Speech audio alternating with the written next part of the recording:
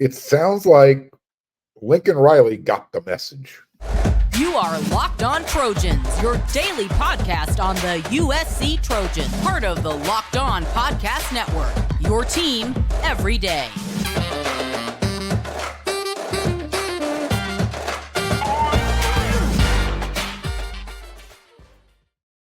Fight on, everyone. I'm your host, Mark Holkin, and thank you for making Locked On USC your first listen every day. Whether you're going to watch the show on YouTube or wherever you're going to download your podcast, this show is always free, and I always appreciate your support. You can show yours. If you're watching on YouTube, become a subscriber. It's quick, it's easy, it's free. Click that red subscribe button. When you see the thumbs up, smash it, hit it. It's really important to this show, and I don't want you to miss an episode, so make sure you're hitting that bell notification button, and that way you're covered. Today's episode is sponsored by Game Time. Download the Game Time app, create an account, and use code LOCKEDONCollege for $20 off your first purchase. What if I told you that Lincoln Riley is going to make defense the number one priority when it comes to choosing between offense and defense? Well, it's true. Lincoln Riley has apparently seen the light.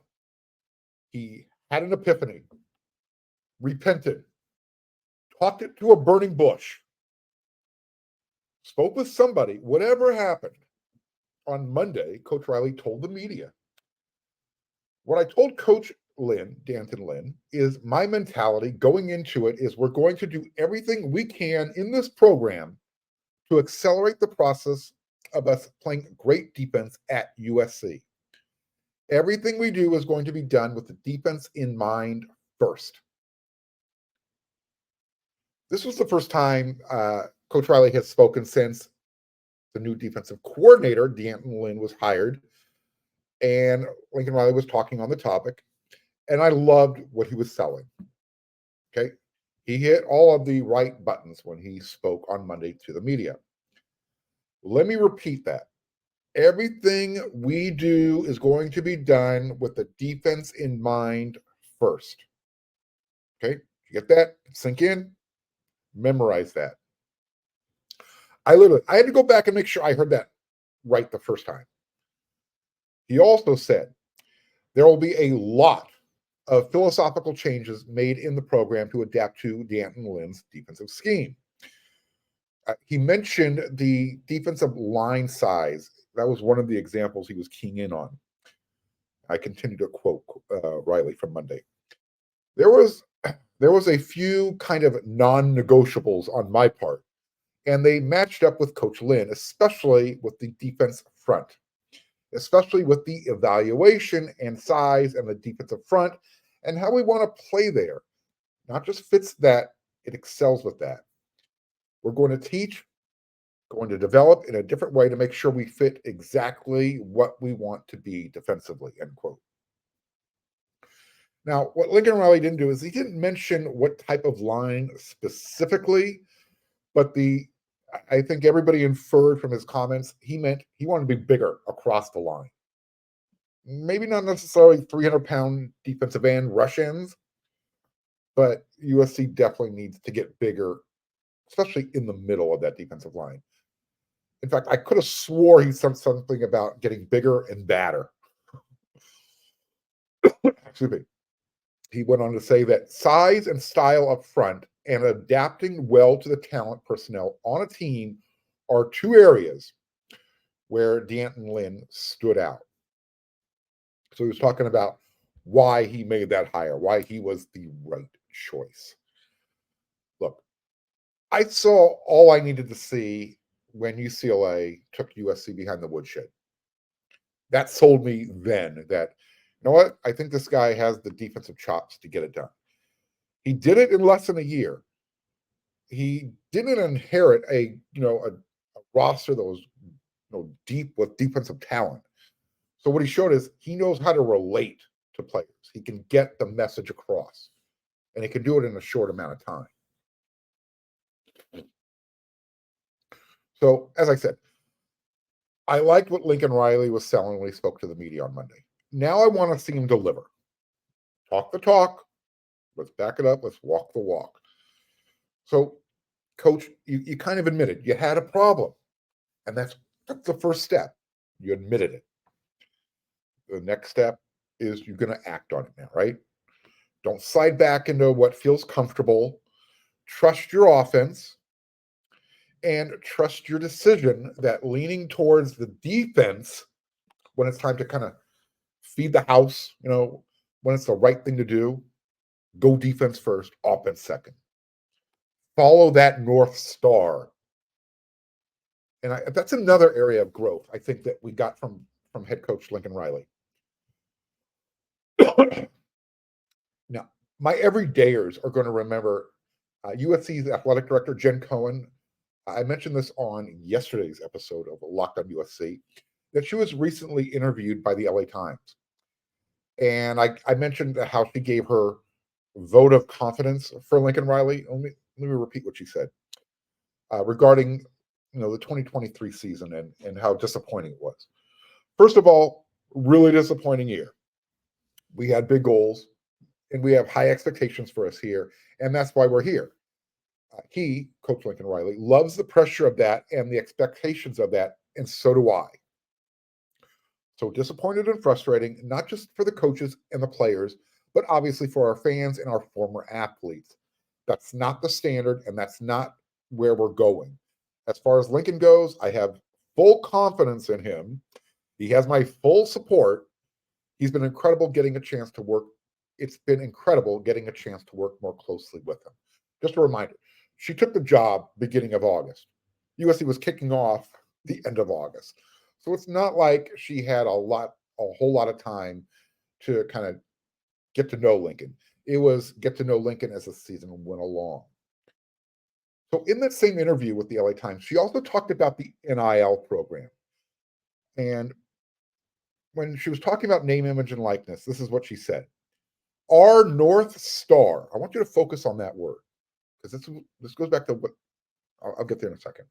Our North Star is to aspire to be the unmatched, unquestioned top destination for student athletes to come and reach their full potential in everything that they do.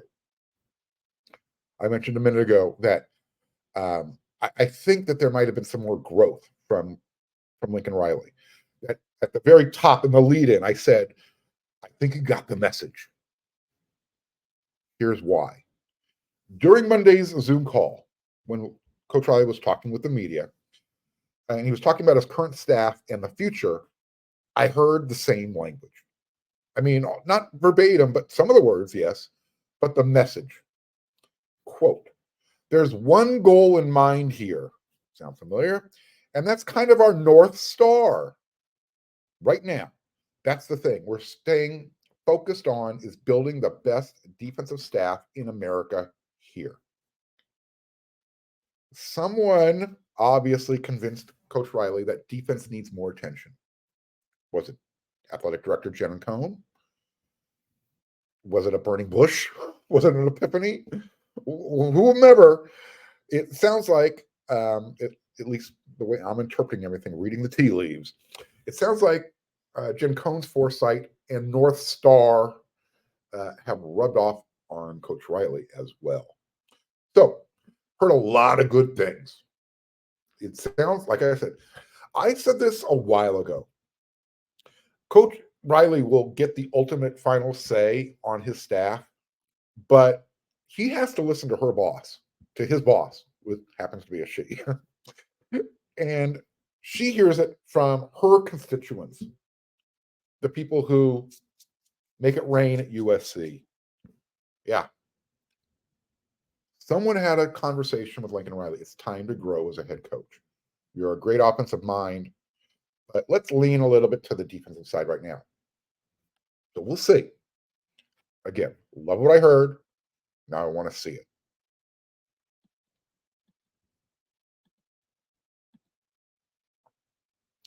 Trojan fans, stop stressing out trying to get tickets. Download the Game Time app. Holiday Bowl's coming up. Go check it out. Get your tickets. With killer deals on last-minute tickets and their best price guarantee, you can stop stressing over the tickets and start getting hyped for the fun you're going to have. Trojan fans, are you still on the bandwagon? I think you are. Game Time has deals on tickets right up to the day of the event. Get exclusive flash deals on tickets for football, basketball, baseball, concerts, comedy. They got it all. The game time guarantee means you'll always get the best price. And if you find tickets in the same section and row for less, Game Time will credit you 110% of the difference. It's the fastest growing ticket app in the country for a reason. Get images of your seat before you buy so you know exactly what you're going to get when you arrive. And you can buy your tickets in a matter of seconds. 2 taps and you're done. Tickets, they're going to send them right to your phone. You're not going to dig through your email. So snag the tickets without the stress. Do it with Game Time. Download the Game Time app, create an account, use code LOCKEDONCollege for $20 off your first purchase. Terms apply. Again, create an account and redeem code LOCKEDONCollege for $20 off. Download the Game Time app today. Last minute tickets, lowest price guaranteed. Locked On has launched the first ever national sports 24/7 streaming channel on YouTube. Locked On Sports Today is here for you 24 hours a day, 7 days a week, covering the top sports stories of the day with the local experts on Locked On, plus our national shows covering every league. Go to Locked On Sports Today on YouTube and subscribe to the first ever national sports 24/7 streaming channel. By the way, Caleb Williams, he's not playing in the bowl game. Yeah, just like that. Quick question from the media on Monday. Even quicker answer from Lincoln Riley. Nope, he won't play. He's gone. It was kind of a matter of fact, oh, well, now you see him, now you don't. So, again, just like that, the Caleb Williams era at USC appears to be over. He's gone. Still nothing official from Caleb himself as of yet. But again, Lincoln Riley was very quick to drop that answer when he was asked. It didn't come right away it was about, a 45-minute Zoom call that we had. But it was Antonio Morales from The Athletic. He said, any update on Caleb Williams? I said, yeah, nope, not playing. That was that. Caleb still has until January 15th to kind of officially declare for the NFL draft. But remember, I said it on yesterday's episode. Caleb said it would be really unlikely that he would sit out the bowl game if he was coming back to college. So take it for what it's worth. Yes, you've seen Caleb Williams wearing the Cardinal and Gold for the final time. Unfortunately, it wasn't in a win. So I hope everybody enjoyed what they saw. In 2023, Caleb had a pretty good season. 3,600 yards through the air, 30 touchdowns throwing the ball, 5 interceptions. He also added 11 rushing touchdowns, so not bad. I mean, those numbers are better than 95% of the quarterbacks out there. You want to fact check me? Go for it. You get the point of where I'm going with this. But I think it highlights stats, last year's stats, where Caleb won the Heisman. They were just way better last year. 4,500 yards passing, 42 touchdowns. I think that really highlights the drop-off he had this year. And what it comes down to, I think in 2023, Caleb, as a player, person, Energizer Bunny, Superman, he ran out of power. As the season kept going, the juice was just, it kept being drained. And it was a combination of the stress, having to, score like 9 points on every offensive drive, trying to make up for the deficiencies, on defense, giving up points every time they took the field. And then, I think just the pressure of the whole thing, it just kept building and building and building, and it wore him out. Look, just take your own everyday life. Physically, we can handle a lot, but what really knocks us down at the end of the day, it's that mental stress. I don't know too many people who are dealing with the type of physical and mental pressure, stress that Caleb Williams was dealing with. I mean, we saw that emotional release that he had when he kind of broke down in his mom's arms. that was a hard thing to watch, but again, I think at that point he recognized it. Everybody recognized it. USC wasn't going to achieve all those preseason goals that they had, and at that moment, Mom touched him, and he just lost it. It happens. So, where does Caleb Williams rank in the annals of Trojan lore? Where is he going to rank as far as the being the best? As far as being the best quarterback to ever play at USC, depends on how you want to set that question up. Statistically, he's not going to have any championships. He's not. In other words, he doesn't have the Matt Leinart type of resume. Where I would put Caleb Williams, I would probably put him right there with Carson Palmer. Very comparable. Both won the Heisman. They're both leaving USC with 72 touchdowns throwing the ball. The comparison for me, where I draw the parallel, that both of them played on teams that were limited, and they were asked to do a lot of the heavy lifting. So again, is he the best quarterback to ever play at USC? No. Is he the most exciting quarterback, the most exciting Trojan to ever wear the Cardinal and Gold? Now, I guess, is he one of the best players to ever suit up? That's a different question. And I think that would actually be a really good debate.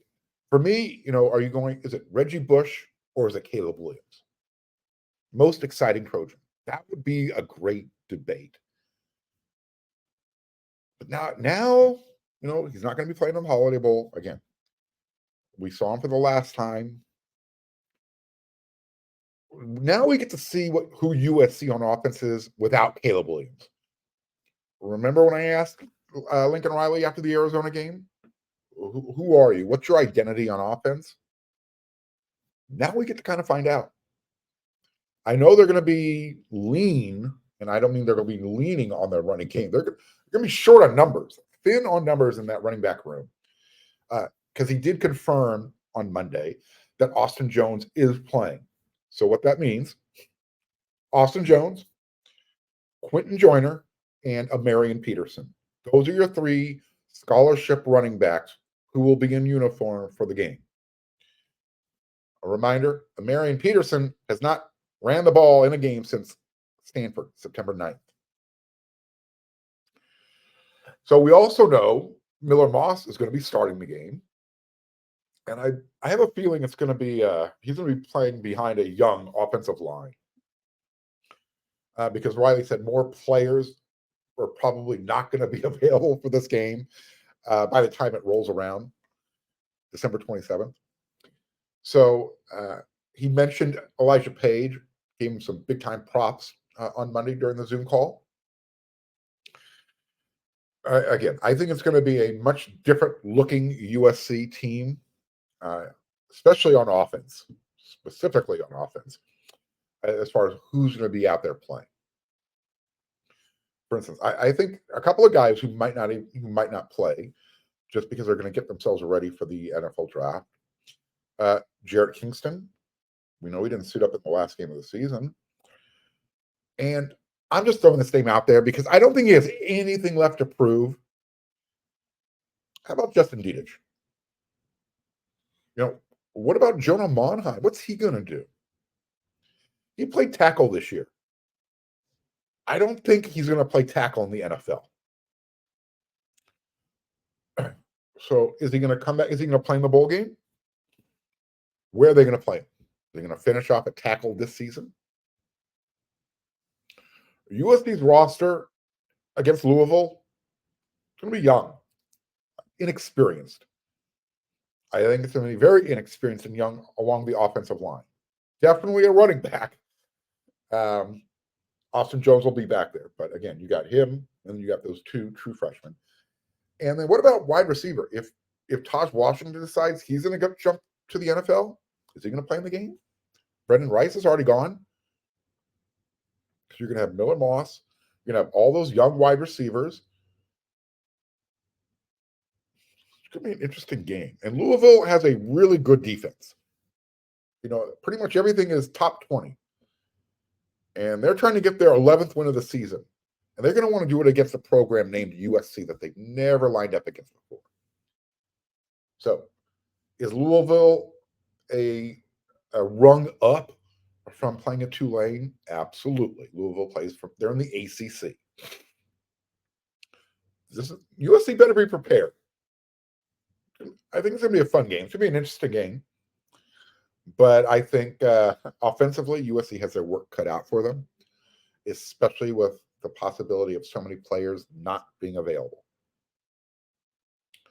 So we'll see what happens.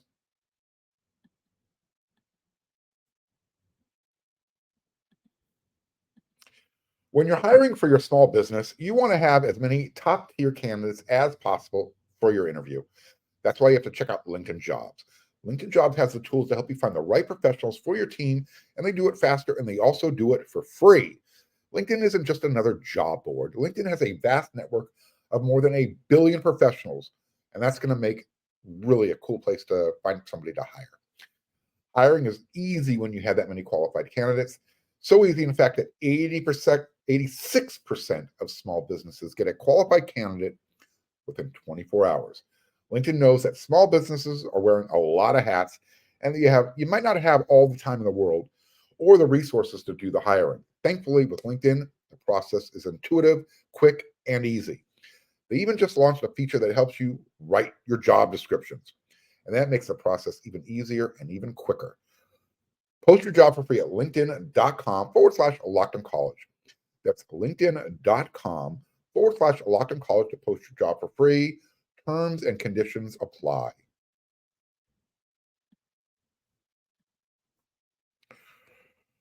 One of the questions I was asked on the Inside the Trojan Huddle podcast that'll be out this week, as you know, I am also a writer, a contributor over at wearesc.com, and every week we do about an hour and a half, 2-hour weekly podcast called Inside the Trojan Huddle. One of the questions that the panel was asked: do you believe that Lincoln Riley lived up to his end of the bargain in supporting Caleb Williams during his time at USC? My answer on the show was no. And it wasn't so much a slap at Lincoln Riley. It wasn't anything deliberate that Coach Riley chose to do. However, when he didn't address, the elephant in the room, the defensive coordinator situation after the end of the 2022 season, that it didn't help, right? So I don't think he did everything he could have done to support Caleb Williams. Lincoln Riley knew more than anybody that he was using a roster that was put together through the transfer portal. All the pieces didn't really fit properly, especially on that defensive side of the ball. And he should have had somebody putting that puzzle together that had an idea of how to make pieces that don't fit by any means necessary, finding a way. So besides that, I think there were some other behind-the-scenes issues that were kind of at play as well. Monday, strength and conditioning coach Bennie Wylie, he was on the Trojans Live radio show. And he said a couple of things that really caught my attention. And this goes back to Lincoln Riley saying that he wanted, bigger guys up front on defense. Bennie Wylie was asked about this. He says, regarding wanting bigger guys up front on defense, quote, "That's great. When it's clear and all members know, it makes my job super easy. When the players know, coaches know. When the standard is set, it's easy because there's just no gray area." End quote. Yeah, there's a little dramatic pause there for me right now. Are you interpreting that the same way I am? That not everybody on the staff, offense, defense, head coach, whomever, have the same vision of what players should look like. At least on the defensive side of the ball, it sounds like that. Coach Wylie continued. Wylie, not Riley. I want to make sure I made that clear. There's a ton of teams that are already in that conference. He's referring to the big conference that are big and fast. You can do the same thing here. So it's not optional. It's non-negotiable. You don't get an opinion. You get to lift, you get to eat, and that's it. So apparently the message has been sent. Get bigger on defense. So Monday was a really revealing day, either from Lincoln Riley talking to the media on Monday or Bennie Wylie dropping those little nuggets Monday when he got the opportunity on the Trojans Live radio show. Speaking of revelations, did you see Rayleigh Brown's tweet? Well, he's officially in the transfer portal. December 4th, it was open to everybody, not just grad transfers. Rayleigh Brown tweeted out, quote, "I'm a running back that can play receiver." Interesting, huh? Interesting choice of words. Kind of sounds like he wasn't totally cool with the move to wide receiver this season. And when he agreed to do it, I don't think he was prepared to play second fiddle, second string, or third string. Again, players of Rayleigh Brown's caliber, capability, they don't jump into the transfer portal unless they're not happy, unless they don't have a role, unless they've been told you don't have a role. Maybe not those exact words, but message sent, message received. Rayleigh Brown is going to be able to choose from quite a few different programs wherever he wants to go. Something that'll be Oregon. I'm picking the field. I think there's other teams out there that he'll be interested in. What's going on as far as player movement, recruiting? Well, Lincoln Riley and D'Anton Lynn, they did an in-home visit together. They stopped off at Marcellus Williams' house over the weekend. Good place to start. He's probably the class of 2024's highest rated player. So that's a really good place to start. Look, we know USC is going to be active in the transfer portal. If defense is going to be number one on the priority list, how about defensive lineman Walter Nolan from Texas A&M? How about Mikael Williams from Georgia? They're both in the transfer portal. And because they're both available, reminder, Mikael Williams was actually committed to USC when Clay Helton was the head coach at USC. But there was no way that commitment was going to stick. Not that caliber player. Not at that time where USC was. Now, I believe Nolan and Walter Nolan and Bear Alexander, they're Texas schoolyard buddies. So you got that working for you. Bear Alexander, he played with Mikael Williams at Georgia. You got that working for USC. So is this possible? Could they make that happen? Could USC's NIL be attractive enough? Or is that just too expensive of an idea? Getting both of those guys in the same transfer class. I think we have to find out who the defensive line coach is going to be first. So don't wait too long, because if you can pull those guys, match them up with a Bear Alexander and what else you've got coming in the recruiting class. You got Braylon Shelby that came in. You got DJ Peavy that came in last year. There's some good parts. Now get in the weight room with Bennie Wylie. Get bigger. Some good stuff happening. Possibilities. Something else that's going on. Finalist for the Jet Award. What was this called before? Is this a new thing? Because the Jet Award doesn't sound like it's real, but it is. It's the nation's outstanding return specialist. Your three finalists. Jacob DeJesus from UNLV, Jaden Harrison from Marshall, and some guy named Zachariah Branch from USC. Who's going to win? The big eyebrow raiser from the weekend was Lincoln Riley doing that speed dating thing with, excuse me, the quarterback from Kansas State, Will Howard. I called it speed dating because it was quick in and out. I don't know if he was offered, but Kansas State cornerback Will Lee was offered by SC in his 1 year as a Wildcat, because he started off at Iowa Western. In 2023, he was 6th on the team in tackling. Had 42 tackles as a cornerback, 1.5 tackles for loss, 2 interceptions, and 6 pass breakups. Somebody to consider.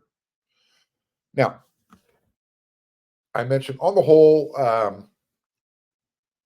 Miller Moss, Malachi Nelson, that's your quarterback depth chart. And that's why Lincoln Riley is out, maybe scouring the transfer portal for a quarterback. What Lincoln Riley said during Monday's Zoom call with the media, I think it sheds some light on why he's looking for a transfer portal quarterback. And I think it has more to do with Nelson than it does with Miller. Let me read this. My goal right now is to always have multiple guys in the room that you feel like are starter level guys that you feel like can really compete. I've been super pleased with Miller. Talk about him first, just in his development. Very excited for the way he's progressed.